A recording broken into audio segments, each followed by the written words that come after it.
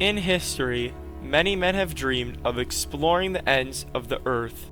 Some have lived to sail the seven seas, others have even dared to step foot on the moon. And I too desire more than anything else to leave my mark with the rarest death in Geometry Dash, baby! So how can I achieve my lifelong dream? In case you're not familiar with Mario Maker or the glorious Pookie Bear Dashy games, there's a feature in the game that shows the location of everyone's death, aka what obstacles they died to.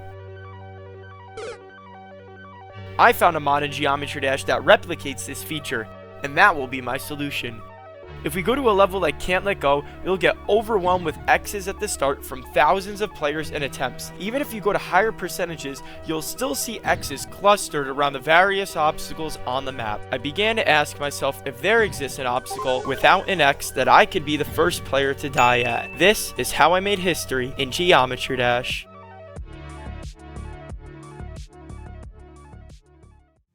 I started playing through all the levels, inventing every swag route imaginable in an attempt to break the design of the game. However, I ran into my first major issue. People are masochists. I realized this in the levels Dry Out and Time Machine. At the end of Dry Out, if you do a very tight jump on the edge of this block, you can land next to this spike, jump again, and die at the last set of quad spikes. When I did this in practice mode with the show only normal deaths option turned on, you can see one psychopath already beat me to it, so he gets the glory. On Time Machine, if you jump at 91%, hold on the next block, then wait ever so slightly before jumping again, you can barely pass the ship portal and fly up into the ceiling. With the death markers on, I want to cry right now. And to kick a man while he's already down, I made a chilling realization that nearly extinguished the last struggling flames of my lifelong dream: cheaters. In Geometry Dash, these include speed hacking, no clipping, and well, literally jumping midair whenever you want. You could go anywhere you wanted in a level, die, and leave an X with these cheats. So I had to change my approach. The only way to win was to outsmart the hackers. I began looking. The perfect death would be on one of the harder and more complicated levels. It would have to be at a higher percent to minimize the chances of it being done before, and it would have to use a rare mechanic that not many people are aware of. If you've watched Geometry Dash videos before, there's a chance you've seen the level I'm showing here called Every End. Usually the hardest levels made by other players in the game look like this. Or this. Every End, however, is still ranked number 7 despite looking like RobTop made it 13 years ago for one simple reason, a term I like to call hitbox abuse. You see, Geometry Dash is a lie.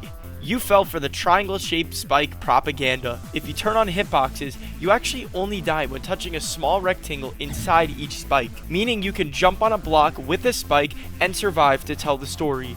This extremely precise trick is just one of the many reasons Every End is a top extreme demon. I began looking for places to pull off this trick everywhere, hoping to restore my dream, but with only 22 levels to choose from, I was struggling with my creativity. If only there was a perfect level. Why hello there.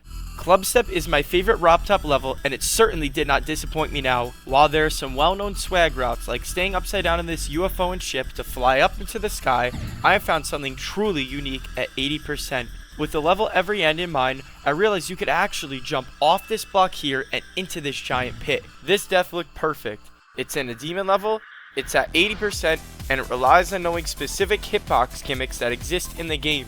And most importantly, no one had died there before. On a copy of the level, it wasn't even that difficult to pull off. Why hasn't anybody done this already? It was at this point that the ugly side of Geometry Dash began to rear its head. When trying the actual level in practice mode, I suddenly couldn't do it. Playing on my phone at 60 frames per second, I actually move a pretty big amount every frame, and it seemed like I was skipping over where I needed to be. Like the ancient Greek king Tantalus, who could not reach high enough to eat or low enough to drink, I would always be destined to be one frame early or late. That was it. No matter my efforts, my dream was officially over. This time, for real.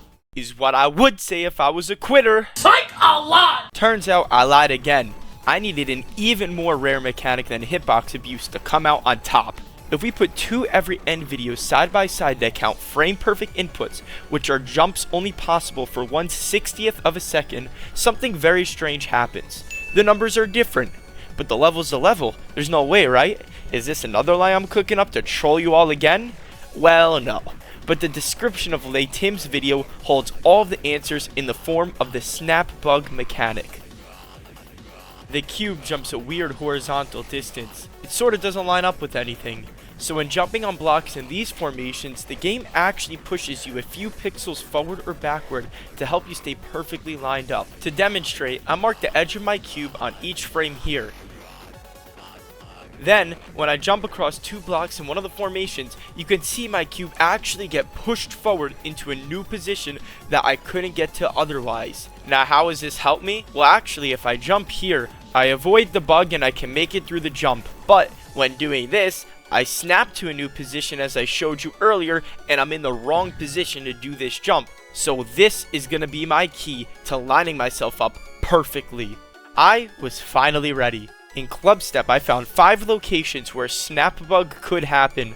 I just now had to find out what combination of taking and avoiding them would work for me to get that historic death. Just to clarify, the bug still happens even when blocks are connected. It just cares about where you leave and where you land. Everything else in the middle basically doesn't exist.